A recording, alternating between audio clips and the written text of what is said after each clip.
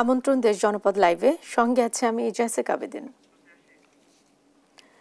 দর্শক, নগর ভবনের সামনে বিক্ষোভ করছেন ইশরাক হোসেনের সমর্থকরা। সেখানে রয়েছেন আমাদের সহকর্মী তন্দ্রা তারুণ্য। আমরা যুক্ত হচ্ছি তার সঙ্গে। তন্দ্রা, নগর ভবনের সেবা কার্যক্রম ব্যাহত হওয়া নিয়ে সাধারণ মানুষ কি বলছেন?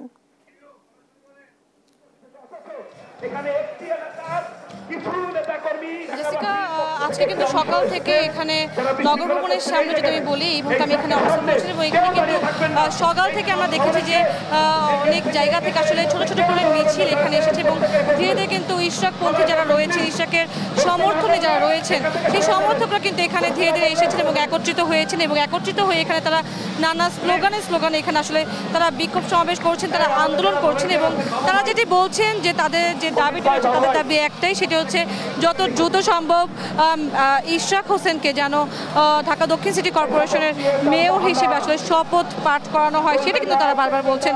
এবং নগরের বাসিন্দারা কিন্তু এটিও বলছেন যে আসলে আদালতের রায় ও নির্বাচন কমিশনের গ্যাজেট অনুযায়ী ইশরাক হোসেনই হচ্ছে বৈধ মেয়র। যেহেতু এটি তারা বলছেন, এবং তারা পাশাপাশি এটিও বলছেন যে যেহেতু তিনি বৈধ মেয়র, সেক্ষেত্রে কেন তাকে এখন পর্যন্ত আসলে শপথ পাঠ করানো হচ্ছে না, সেই ব্যাপারটি নিয়ে কিন্তু তারা শঙ্কা প্রকাশ করেছেন, এবং তারা বারবারই আসলে বলছেন যে আসলে তাদের যে দাবি রয়েছে, এই দাবি পূরণ না হওয়া পর্যন্ত তারা বলছেন যে তারা তাদের যে আন্দোলন রয়েছে, চলমান যে আন্দোলন রয়েছে, সেটি তারা চালিয়ে যাবে। এবং আপনি হয়তো দেখতে পাচ্ছেন এই মুহূর্তে যে এখানে কিন্তু প্রচুর পরিমাণে এখানে মানুষ এখানে একত্রিত হয়েছে। এখানে কিন্তু ধীরে ধীরে সকাল থেকে যতটা না মানুষ ছিল, বেলা গড়ানোর সাথে সাথে কিন্তু এখানে আরও বেশি মানুষ এখানে একত্রিত হয়েছে, এবং বলা যায় যে একদম গণজমায়েতের মধ্যে এখানে হয়েছে, এবং তারা সবাই একত্রিত হয়ে এখানে বিভিন্ন স্লোগানে বলা যায় যে পুরো নগর ভবনের সামনের যে জায়গাটা আছে, পুরোটা কিন্তু আসলে অনেক নানা স্লোগানে মুখরিত হয়ে আছে। এবং পাশাপাশি যদি একটু জানিয়ে রাখি যে গত কয়েকদিন আগেই কিন্তু ইশরাক হোসেন নিজেই একটি সংবাদ সম্মেলনে বলেছিলেন যে আসলে এই যে আন্দোলন করা হচ্ছে, তাকে মেয়র করার দাবিতে তার যে সমর্থক যারা রয়েছে, তারা যে এই দাবি নিয়ে আসলে আন্দোলন করছে নগর ভবনের সামনে, এবং নগর ভবনের প্রতিটি ফটকে তারা তালা দিয়েছেন, এবং এই যেগুলো করা হচ্ছে আসলে তাকে মেয়র হিসেবে যাতে তারা দেখতে পায়, সেই জন্য যে আন্দোলন করা হচ্ছে, এই সাথে কিন্তু তিনি বলেছেন তার কোনো সম্পৃক্ততা নেই। তবে তিনি এটিও বলেছেন যে আসলে আন্দোলন করা নগরের নাগরিকদের আসলে অধিকার, তারা চাইলে সেটি করতেই পারে।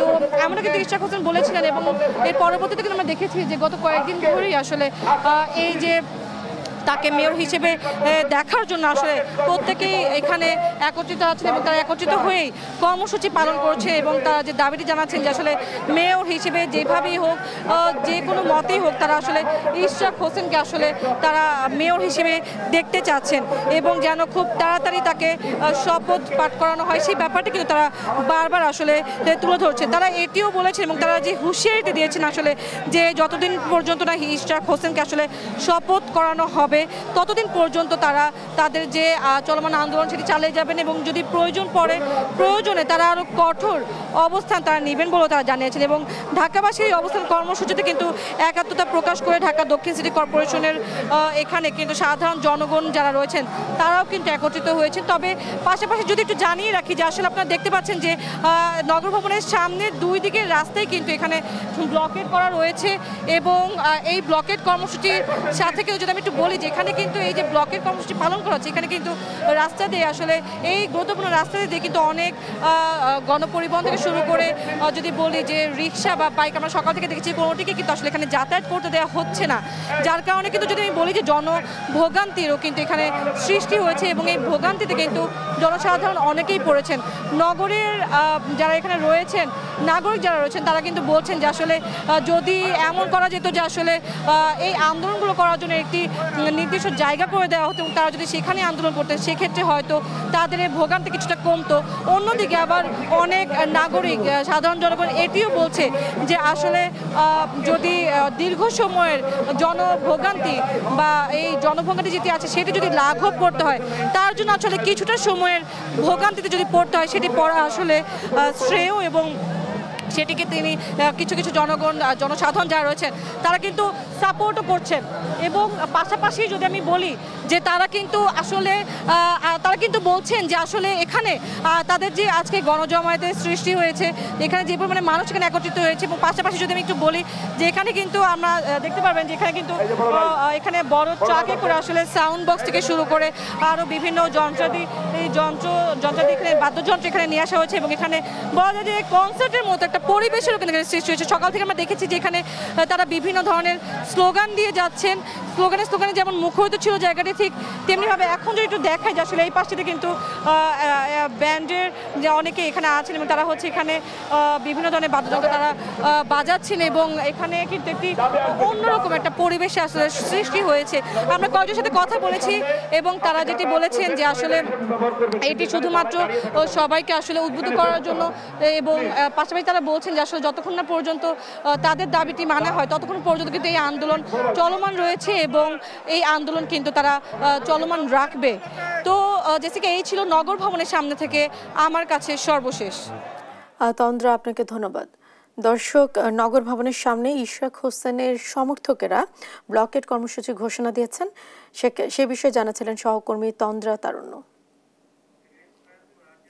শরীয়তপুরে জেলা প্রশাসনের সহযোগিতায় অবৈধ স্থাপনা উচ্ছেদ অভিযান পরিচালনা করছে সড়ক ও জনপথ বিভাগ।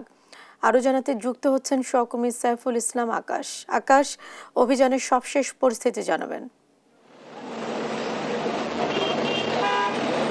জেসিকা, সড়ক ও জনপথ কিন্তু ইতিমধ্যেই তারা উদ্ধার অভিযান চলমান রেখেছে। সেক্ষেত্রে কিন্তু ধানুকা বাজার থেকে যেই কোর্ট চত্বর পর্যন্ত রয়েছে, এতটুকু জায়গায় কিন্তু তারা 15টি অবৈধ স্থাপনা আজকে তারা সরিয়ে ফেলবেন বলে আমাদেরকে জানিয়েছিলেন। এই মুহূর্তে অবস্থান করছি আমরা শরীয়তপুর স্টেডিয়ামের পাশে যে সড়কটি রয়েছে সেখানে কিন্তু আমরা দেখতে পেয়েছি যে এই সড়ক ও জনপথের যে 146টির মতো স্থাপনা রয়েছে, যেটি ধানুকা কলেজ থেকে শুরু করে আমরা দেখেছি যে একদম যে রাজগঞ্জ উত্তর মাথা রয়েছে সেই স্থান পর্যন্ত প্রায় 2 কিলোমিটার। এখানে 146টির মতো অবৈধ স্থাপনা রয়েছে, যার মধ্যে কিন্তু সরকারি স্থাপনাগুলো রয়েছে, বিশেষ করে পুলিশ বক্স, এরপরে আপনার রোড সেনা হাইওয়ে যেই জায়গাগুলো দখল করে রেখেছে সেগুলো কিন্তু তারা উচ্ছেদ অভিযানে কাজ করে যাচ্ছে। আমরা এখানকার যারা দায়িত্ব রয়েছে, সড়ক ও জনপথের যিনি দায়িত্ব রয়েছে উপপ্রকৌশলী, তার সাথে আমরা কথা বলে যেটি জানতে পেরেছি তাদের এই উদ্ধার অভিযান কিন্তু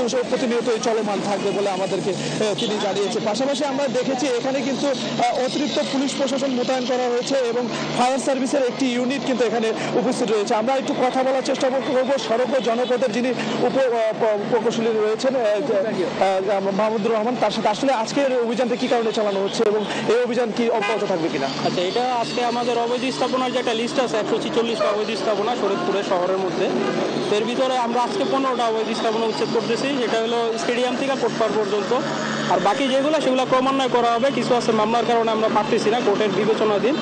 আর 35টা ঘর আছে যেটা তারা অ্যাপ্লিকেশন করছে পুনরায় মাপযোগ করার জন্য। তো এটা আমরা আরও শিওর হব ত্রিপক্ষীয়ভাবে, ডিসি অফিস, আমরা এবং যারা অভিযোগ করছে এরা মিলে আমরা আবার পুনরায় মাপযোগ করব।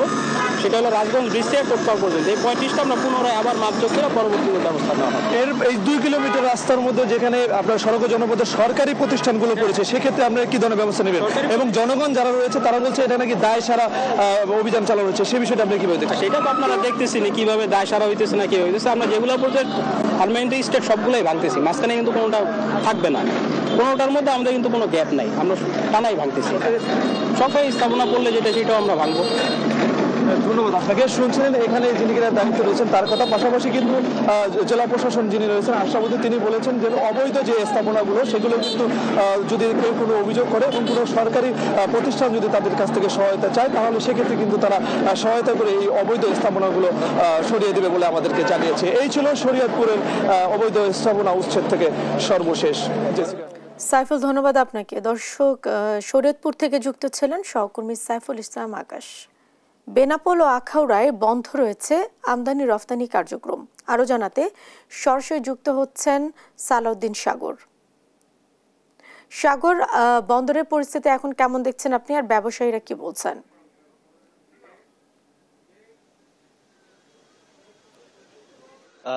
ধন্যবাদ জেসিকা আপনাকে। আসলে আপনি যেমনটা বলছিলেন যে আসলে বেনাপোল বন্দরে কিন্তু ভারত সরকারের নিষেধাজ্ঞার পরে ৩৬টি পণ্যবাহী ট্রাক, আমাদের বাংলাদেশের তৈরি শিল্পের যে পণ্যবাহী ট্রাক, ৩৬টি পণ্যবাহী ট্রাক সহ তৈরি শিল্পের পণ্যবাহী ট্রাক সহ প্রায় শতাধিক অন্যান্য বাণিজ্যিক ট্রাক কিন্তু আটকা পড়েছে।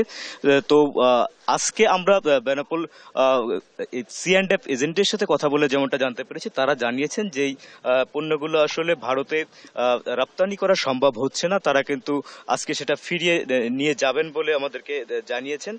একটু জানিয়ে রাখি যে আসলে বেনাপোল সি&এফ ব্যবসায়ীরা যখন এই নিষেধাজ্ঞাটি হঠাৎ করেই আসে ১৭ তারিখে, তারা কিন্তু আসলে পণ্যগুলো ভারতে নিয়ে যাওয়ার জন্য কিন্তু আসলে ইয়ার্ডে নিয়ে আসে। ইয়ার্ডে আনার পরে কিন্তু তারা জানতে পারেন, অর্থাৎ ভারত থেকে ইস্যুকৃত সেই চিঠিটি কিন্তু তখন লিখিত আকারে বাংলাদেশের কর্তৃপক্ষের কাছে পৌঁছায়। তখন কিন্তু আসলে ট্রাকগুলো আটকে যায় এবং তারপর থেকে অন্যান্য যে মালবাহী ট্রাকগুলো আসার কথা ছিল সেগুলো কিন্তু আর আসেনি।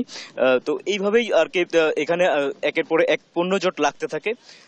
তো একটু জানিয়ে রেখে যে আসলে প্রতিদিন এই যে ইয়ার্ড, আমরা এখন যেখানে দাঁড়িয়ে আছি, যে ভারত স্থলবন্দর, বেনাপোল স্থলবন্দর, এটা ভারত বাংলাদেশ সীমান্ত, এখান দিয়ে প্রায় ২৫০ থেকে ৩০০ ট্রাক কিন্তু প্রতিদিন যাতায়াত করত।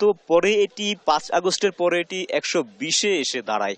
তো এখানে ব্যবসায়ীরা এমনটা জানিয়েছিলেন, দাবি করেছিলেন যে আসলে যে নিষেধাজ্ঞার আগে যে ট্রাকগুলি এলসি করেছে বা LA করে পেয়েছে, তাদেরকে যেন তাদের মালামালগুলো যেন খালাস করার ব্যবস্থা নেওয়া হয়। তো সেদিকে Petrapole clearing and forwarding agent staff welfare association of ইন্ডিয়ার সাধারণ সম্পাদক তারা যেমনটা জানিয়েছেন যে আসলে নিষেধাজ্ঞা জারির যে পণ্যগুলো রয়েছে, LC এবং TT করা রয়েছে, সেসব পণ্য যাতে আমদানি করা যায় তার জন্য তারা আলোচনা করবেন। কিন্তু তারা আজকে যেমনটা জানিয়েছেন যে আসলে সরকারের সিদ্ধান্তের বাইরে তারা যেতে পারবেন না।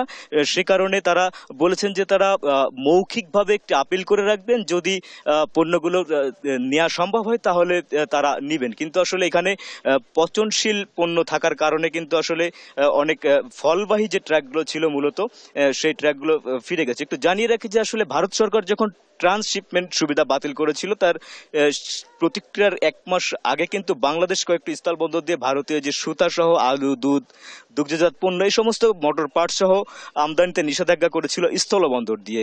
তো শনিবার ১৭ মে ভারত সরকার বাংলাদেশ স্থলবন্দর ব্যবহারের উপরে যে বিধিনিষেধ আরোপ করেছে, তার ভেতরে বিধিনিষেধের কবলে পড়েছে ফলের স্বাদযুক্ত কার্বনেট পানীয়, প্রক্রিয়াজাত খাদ্যদ্রব্য, তুলা, সুতা, তারপরে আমাদের দেশীয় পণ্য, প্লাস্টিক, PVC, পঞ্জ, রঞ্জক, তারপরে হচ্ছে প্লাস্টিসাইজার এবং দানাদার সহ কাঠের আসবাবপত্র। এই প্রায় 60টা জিনিসের উপরে কিন্তু ভারত নিষেধাজ্ঞা জারি করেছে। তো আমরা এখানে যারা কর্তৃপক্ষ রয়েছেন, এখানে যারা সি&এফ এজেন্ট ব্যবসায়ী রয়েছেন, তাদের সাথে আমরা কথা বলে যেমনটা জানতে পেরেছি, তারা আমাদেরকে জানিয়েছেন যে আসলে যারা যারা নিষেধাজ্ঞার আওতায় যে পণ্যগুলো পড়েছিল, যে ট্রাকগুলো ইয়ার্ডে আটকা ছিল এই 2 দিন ধরে, তারা কিন্তু আজকে সেই পণ্যগুলো ফিরিয়ে নিয়ে যাবেন এবং পচনশীল পণ্য যারা নিয়ে এসেছিলেন তারা কিন্তু তাৎক্ষণিক 17 তারিখেই কিন্তু তারা ফেরত নিয়ে গেছেন। যদিও বলা হচ্ছে 36টি ট্রাক কিন্তু বন্দরে অপেক্ষা করছে, আসলে 36টি ট্রাক অপেক্ষমান ছিল না, কারণ ওটা বন্দরের এন্ট্রি হিসাব অনুযায়ী। কিন্তু যখন দেখেছে যে আর ওইদিকে যেতে পারছে না, ফল পচে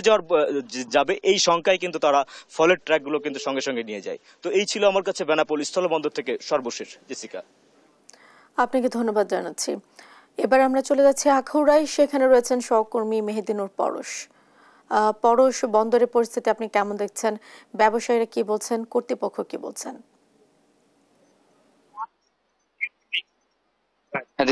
জেসিকা, আমি এখন দাঁড়িয়ে আছি দেশের অন্যতম রপ্তানিমুখী ব্রাহ্মণবাড়িয়ার আখাউড়া স্থল বন্দরে। এই বন্দর দিয়ে ভারতের যে মিজোরাম, নাগাল্যান্ড, মণিপুর সহ 7টি রাজ্যে হিমায়িত মাছ, রড, সিমেন্ট, বর্জ্য তোলা, প্লাস্টিক পণ্য, পলিথিন সহ 12টি পণ্য রপ্তানি করা হয়। সম্প্রতি ভারত সরকারের দেওয়া 6টি পণ্যের নিষেধাজ্ঞার কারণে কিন্তু এই বন্দর দিয়ে একটি নেতিবাচক প্রভাব পড়েছে।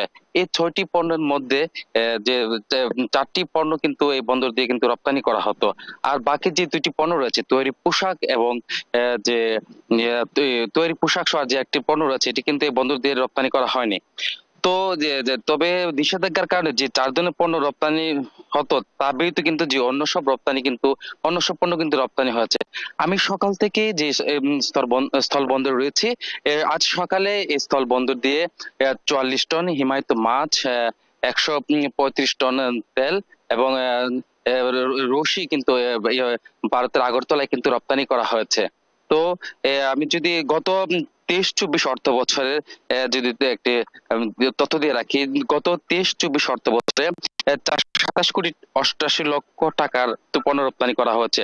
তবে 2024-25 অর্থ বছরে 453 কোটি টাকার কিন্তু রপ্তানি করা হচ্ছে, যা গত বছরের তুলনায় 26 কোটি টাকা কিন্তু আয় হয়েছে। তো কয়েকজন বন্দরের যে ব্যবসায়ীর সাথে আমি কথা বলেছি, তারা আমাকে জানিয়েছেন যে নিষেধাজ্ঞার কারণে পণ্যগুলো রপ্তানি না হয় প্রতিদিন তাদের 30 থেকে 40 লক্ষ টাকার কিন্তু রপ্তানি আয় কমেছে। এতে করে ব্যবসায়ীরা কিন্তু একটি আর্থিকভাবে ক্ষতিগ্রস্ত হবেন বলে আমাকে জানিয়েছেন। তারা বলছেন যে যেহেতু দুই দেশের কূটনীতিকের টানাপোড়েনের সময় ভারত সরকার এমন সিদ্ধান্ত নিয়েছে, তাই ব্যবসায়ীরা বলছেন ব্যবসায়ীদের স্বার্থে দুই দেশের সরকারের কূটনীতিক পর্যায়ে আলোচনার মাধ্যমে সমস্যাটি দ্রুত সমাধানে কিন্তু তারা একটি দাবি জানিয়েছেন। তো এই স্থল বন্দরটি কিন্তু একটি রপ্তানিমুখী স্থল বন্দর। এই স্থল বন্দর দিয়ে যে মূলত প্রতিদিনই কিন্তু প্রায় 40 থেকে 50 লক্ষ টাকার কিন্তু যে বিভিন্ন পণ্য কিন্তু ভারতে রপ্তানি করা হয়ে থাকে। কিন্তু এই নিষেধাজ্ঞার কারণে কিন্তু একটি যে ব্যবসায়ীদের মধ্যে কিন্তু একটি অনেকটাই তারা বলছেন যে হতাশাগ্রস্ত। তারা বলছেন যে 4টি পণ্য এই বন্দর দিয়ে রপ্তানি হতে 4টি পণ্যের নিষেধাজ্ঞার কারণে কিন্তু তারা অনেকটি ক্ষতিগ্রস্ত হন বলে জানিয়েছেন। তো বন্দরের যে কর্মকর্তারা আছেন তারা বলছেন যে 6টি পণ্য নিষেধাজ্ঞা দিয়েছেন, তারা আপনি শুনেছেন, কিন্তু তাদের কাছে কোনো দাপ্তরিক ভাবে তাদের কাছে কোনো চিঠি পর্যন্ত আসেনি। চিঠি আসলে তারা কিন্তু জানতে পারবেন। তো এই আখাউড়া স্থল বন্দর নিয়ে ছিল আমার কাছে সর্বশেষ। আপনাকে ধন্যবাদ। দর্শক, বেনাপোল ও আখাউড়ায় বন্ধ রয়েছে আমদানি রফতানি কার্যক্রম, সে বিষয়ে জানাচ্ছিলেন আমাদের সহকর্মীরা। অবৈধ যানবাহন ও স্থাপনার কারণে ফেনীতে প্রতিনিয়ত সৃষ্টি হচ্ছে যানজট। আরও জানাতে সরাসরি যুক্ত হচ্ছেন সহকর্মী তোফায়েল আহমেদ নিলয়। নিলয়, যানজট নিরসনে প্রশাসন কি ব্যবস্থা নিচ্ছে?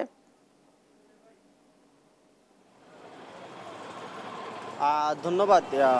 আপনি জানেন যে আসলে ফেনীতে আসলে দিন দিন যানজট তীব্র আকার ধারণ করছে। এর কারণ হচ্ছে আমরা দেখেছি এখানকার আইন শৃঙ্খলা রক্ষাকারী বাহিনী এবং পৌর প্রশাসন আসলে তাদের বিশেষ করে একবারে উদাসীনতায় বলা চলে, তাদের উদাসীনতার কারণে আসলে ফেনী শহরে দিন দিন যানজট বৃদ্ধি পাচ্ছে। আমি এই মুহূর্তে রয়েছি ফেনী শহরের ট্রাঙ্ক রোডে। আমার পিছনে দেখতে পাচ্ছেন যে বিশেষ করে এখানে মহিপাল থেকে ট্রাঙ্ক রোডমুখী যে সড়কটি রয়েছে, এই সড়কটি তে আসলে সকাল থেকে মধ্যরাত পর্যন্ত আসলে সড়কের দুই পাশে বিশেষ করে হকাররা এই রাস্তাটি দখল করে রাখে, যার কারণে আসলে যানজট তীব্র হয়।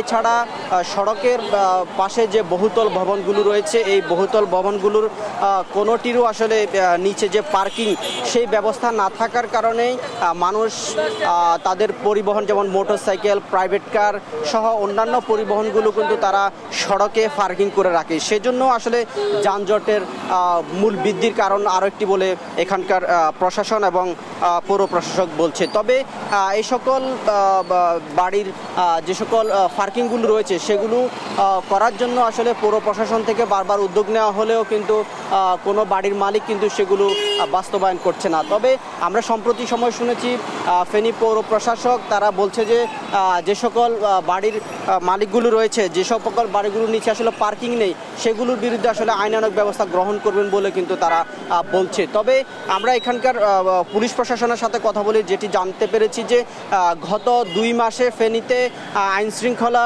রক্ষাকারী অর্থাৎ ট্রাফিক বিভাগের পক্ষ থেকে প্রায় 600টি মামলার বিপরীতে প্রায় 30 লক্ষ টাকা জরিমানা করা হয়েছে। বিশেষ করে ফেনীতে অবৈধ পরিবহনের সংখ্যা বেড়েছে। অবৈধ পরিবহনের সংখ্যা বাড়ার সাথে সাথে আসলে মানুষের যে সড়কগুলিতে আসলে যানজট সৃষ্টি হয়েছে, এই যানজট নিরসনে প্রশাসন সার্বক্ষণিক তৎপর রয়েছে বলে আমাদেরকে তবে জানিয়েছেন। তবে বিশেষ করে ফেনীর যেমন ট্রাঙ্ক রোড, মহিপাল এবং সদর হাসপাতাল মোড় এবং রেলগেট, বড় মসজিদের পাশে অর্থাৎ সেন্ট্রাল হাই স্কুলের সামনে এই সড়কগুলোর আসলে খুবই দুরবস্থা, এই সড়কগুলোতে আসলে কোনোভাবেই যানজট নিয়ন্ত্রণ করা যাচ্ছে না। আমরা দেখেছি যে পুরো শহরে আসলে অবৈধ পরিবহন সংখ্যার পাশাপাশি দেখেছি যে বিভিন্ন ভ্যান গাড়িতে আসলে ভ্রাম্যমান যে সকল দোকানগুলো রয়েছে সেগুলো বসিয়ে আসলে পুরো সড়কগুলো তাদের নিয়ন্ত্রণে রাখে। সেজন্য আসলে পুরো শহরে যানজট কোনোভাবে নিয়ন্ত্রণে আনা সম্ভব হয় না। তবে এখানকার পৌর প্রশাসন এবং পুলিশ প্রশাসন বলছে দ্রুত সময়ের মধ্যে এই সকল অবৈধ পরিবহন এবং যে সকল ভ্রাম্যমান দোকান অর্থাৎ হকাররা রয়েছে তাদের বিরুদ্ধে আইনানুগ ব্যবস্থা গ্রহণ করবেন এবং তাদের বিরুদ্ধে ব্যবস্থা গ্রহণ করলে আসলে পৌরবাসী স্বস্তিতে এবং শান্তিতে নির্বিঘ্নে যাতায়াত করতে পারবে বলে পৌরবাসী বলছে। তবে বিশেষ করে এই সকল যানবাহনের কারণে আসলে হাসপাতালমুখী মানুষরা কিন্তু সবচেয়ে বেশি বিভাগে পড়তে হয়। তো এই ছিল আমার কাছে যানজট নিয়ে সর্বশেষ তথ্য। আপনাকে ধন্যবাদ। দর্শক, ফেনী থেকে জানাচ্ছিলেন সহকর্মী তোফায়েল আহমেদ নিলয়, তিনি জানাচ্ছিলেন যানজট নিরসনে প্রশাসনের পদক্ষেপের বিষয়ে। ঠাকুরগাঁওয়ে সংরক্ষণের অভাবে নষ্ট হওয়া আলু রাস্তায় ফেলে দিচ্ছে কৃষকরা। আরও জানাতে সরাসরি যুক্ত হচ্ছেন সহকর্মী শাকিল আহমেদ। শাকিল, আলু সংরক্ষণে কৃষি বিভাগ থেকে কোন ধরনের ব্যবস্থা নেওয়া হচ্ছে? ধন্যবাদ। একটু জানাতে চাই যে এবছর ঠাকুরগাঁও জেলায় ব্যাপক জমিতে আলুর উৎপাদন হয়েছে এবং আমরা কিছু সম্প্রসারণ অধিদপ্তর রয়েছে তাদের সঙ্গে আমরা কথা বলেছি। তারা আমাদের যেমনটি জানিয়েছেন যে এবছর ঠাকুরগাঁও জেলায় প্রায় 8,500 মেট্রিক টন আলু উৎপাদন হয়েছে এবং অন্যান্য বছরের তুলনায় এবার অনেক বেশি আলু ঠাকুরগাঁয়ে আবাদ হয়েছে এবং উৎপাদন হয়েছে। তো আমরা লক্ষ্য করেছি যে ঠাকুরগাঁও জেলায় মোট 17টি হিমাগার রয়েছে। এই হিমাগারগুলোতে আলু সংরক্ষণের মতো জায়গা নেই, সে কারণে স্থানীয় কৃষকরা তাদের উৎপাদিত যে আলু রয়েছে সেগুলো আলু সংরক্ষণ করতে ব্যর্থ হয়েছেন হিমাগারগুলোতে। এ কারণে তারা স্থানীয় পদ্ধতিতে আলুগুলো সংরক্ষণ করতে গিয়ে আলুগুলো এখন নষ্ট হয়ে যাচ্ছে এবং সেই নষ্ট আলুগুলো আমরা দেখছি যে কেউ পুকুরের পাড়ে, কেউ রাস্তার ধারে, এইভাবেই তারা আলুগুলো ফেলে রাখছেন এবং এতে করে কৃষকরা ব্যাপক টাকার ক্ষতি হয়েছে বলে আমাদেরকে কৃষকরা জানিয়েছেন। সম্প্রসারণ থেকে বলা হচ্ছে যে তারা চেষ্টা করছেন যে কৃষকদের যে ক্ষতি হচ্ছে এই ক্ষতি তারা যেন পুষিয়ে উঠতে পারে, তারা সর্বোচ্চ ধরনের ব্যবস্থা নিচ্ছেন। তো আমরা একজন কৃষকের সঙ্গে একটু কথা বলবো, যে একটু জানতে চাই যে এই যে আপনারা যে আলু উৎপাদন করলেন, তো এই আলুগুলো নষ্ট হওয়ার পেছনে কারণ কি এবং আপনাদের কি পরিমাণ ক্ষতি হয়েছে একটু বলবেন। আমাদের ক্ষতি হয়েছে অনেক, যে আলু বীজ অনেক বেশি দামে কিনতে হয়েছে, সেই দাম অনুযায়ী আমরা আলুটা বিক্রি করতে পারছি না। আমাদের যে সার, আলুর বীজ এগুলো নিয়ে মোটামুটি ভালো খরচ হয়েছে, অনেক বেশি আর কি। স্টোরেও রাখতে পারিনি এবং কি আমাদের যে বাড়িতে রাখবো রাখারও সেরকম ব্যবস্থা আমাদের নাই। এখন যেগুলো আমাদের পচে গেছে, অনেক বেশিরভাগই পচে গেছে, এগুলো এখন ফেলে দিতে লাগতেছে। এগুলো তো রাখা যাচ্ছে না, ঘরে রাখা যাচ্ছে না, দুর্গন্ধ ভাবে চারদিকে ছড়াচ্ছে, এর জন্য খালে ফেলে দিচ্ছি আমরা। আমাদের সঙ্গে আরেকজন কৃষক রয়েছেন, একটু জানতে চাচ্ছি যে আপনি এবার কত বিঘা জমিতে আলু আবাদ করেছেন এবং কি পরিমাণ আপনার ক্ষতি হয়েছে? আমি 8 বিঘা আবাদ করেছি আলু, আর এর মধ্যে আমার খরচ 2,60,000 টাকা খরচ হয়েছে। আর বর্তমান যে বাজার যে দামে যাচ্ছে, এ দামে আমাদের বহুত লস আর কি। এখন তো 10 টাকা বা 10.25 টাকা এর মধ্যে বাজার যাচ্ছে বর্তমান, এ দামে আমাদের লস আর কি, তাতে প্রচুর টাকা। আর এখন এটা নিয়ে যদি সরকার যে বিভিন্ন সুযোগ সুবিধা দেয় কৃষকদের, এই ক্ষতি বা ইয়াটার মৌসুমটার, তাহলে হয়তো কৃষকরা অনেকটা সুবিধা পাবে, এটা আমরা প্রত্যাশা করতেছি। যেমনটি আমাদের এই কৃষকরা জানাচ্ছিলেন যে এই বছর ঠাকুরগাঁও জেলায় যে আলুর দাম যাচ্ছে 10 টাকা থেকে 11 টাকা কেজির মধ্যে, তো সেই কারণে তারা আলু অনেক কম দামে বিক্রয় করতে পারছেন না এবং এই কারণে তারা আলুগুলো সংরক্ষণ করতেও পারছেন না এবং আলুগুলো নষ্ট হয়ে যাওয়ার কারণে কৃষকরা ব্যাপক ক্ষতিগ্রস্ত হচ্ছেন। তো কৃষি সম্প্রসারণ অধিদপ্তর থেকে বলা হচ্ছে যে তারা চেষ্টা করছেন যে ক্ষতিগ্রস্ত কৃষকদের তালিকা তৈরি করে এবং তাদেরকে একটু সরকারি সহযোগিতার আওতায় আনার জন্য। এই ছিল ঠাকুরগাঁও থেকে সর্বশেষ তথ্য। শাকিল, ধন্যবাদ আপনাকে। দর্শক, আলুর খবরাখবর জানাচ্ছিলেন সহকর্মী শাকিল আহমেদ। ঈদুল আজহাকে সামনে রেখে চাঁদপুরের খামারিরা গরু মোটা তাজাকরণে ব্যস্ত সময় পার করছেন। আরো জানাতে যুক্ত হচ্ছেন সহকর্মী শরীফ আহমেদ। শরীফ, খামারিরা পশু বেচাকেনা শুরু করেছে কিনা? জেসিকা, আপনি জানেন যে আসন্ন কোরবানির ঈদকে সামনে রেখে কিন্তু চাঁদপুরের যে খামারিরা রয়েছেন তারা কিন্তু ব্যস্ত সময় পার করছেন।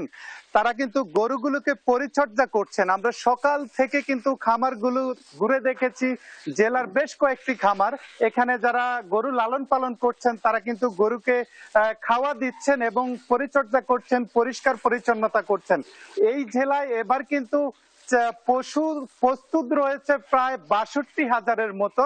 এখানে চাহিদা রয়েছে আপনার ৭৬,০০০-এর মতো। ১৪,০০০ গরু কিন্তু হয়নি। তো এখানে আমি প্রাণী সম্পদ কর্মকর্তার সাথে কথা বলেছি। তিনি আমাকে জানিয়েছেন যে মৌসুমী ব্যবসায়ীরা যে গরু হাটে নিয়ে আসবেন সেগুলা দিয়েই কিন্তু এবছর চাঁদপুরের কোরবানির পশুর চাহিদা মিটবে এবং এই জেলায় এবার কিন্তু ২ শতাধিক হাট কিন্তু বসবে গরু বেচা কিনায়। তো আমি এখন কথা বলবো একজন খামারির সাথে, যিনি চাঁদপুরের ফরিদগঞ্জ